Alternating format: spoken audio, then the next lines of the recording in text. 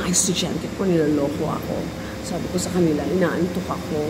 Sabi, mag-rest ka na lang, ma'am. Sabi, ay, hindi pwede kasi may klase pa ako. 4 to 7, sabi ko. Tapos, sabi naman ng isang estudyante, si ma'am, sabi, hindi na, okay na siya mamaya, hindi na aantokin yan, basta naka-lipstick siya. Kaya, eto, mag-lipstick ko tayo, para maganda daw yung energy natin.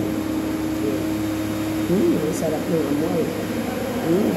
Alright, mag-apply na po tayo.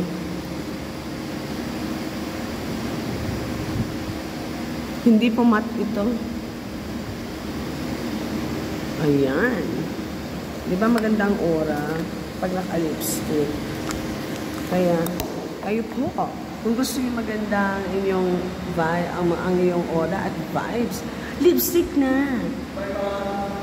Yan ang solusyon. Bye!